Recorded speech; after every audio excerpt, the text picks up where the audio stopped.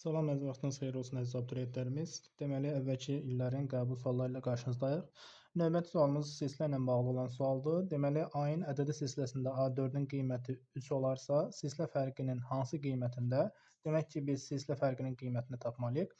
A2 vur A5 hasili ən böyük qiymət alar deyir. Bu, bir növ kvadrat 3 ədədinin xassələrini bizə ifadə edir. Deməli, A2 ifadəsinin yerinə A4 minus 2D yazsaq, ardınca A5 ifadəsinin yerinə A4 plus D yazsaq, A4-ün qiymətini 3 ilə əvəz etsək, 3 minus 2D vurulsun 3 plus D ifadəsi bərabər olacaq. Çoxhədlər şəklində hasillərini tapsaq, 9 plus 3D minus 6D minus 2D-nin kvadratı.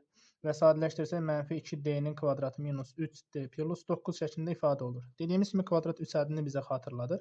Biz silsilə fərqinin hansı qiymətində deyiliyinə görə bu kvadrat 3 ədədlidə biz M və N-in qiymətlərini tapılmasını bilirdik ki, əgər ümumi ifadənin ən böyük qiymətini axtarırıqsa N-in qiyməti, bizə verilən silsilə fərqinin hansı qiymətində ifadə ən böyük qiymətini alar? Yəni M-in hansı qiymətində ən böyük qiymətini alar? Bunu bizə soruşur ki, yəni həmin qaydadan istifadə edib M-i tapmalıyıq və M bizdə verilən ifadədə sanki D-ni xatırladır.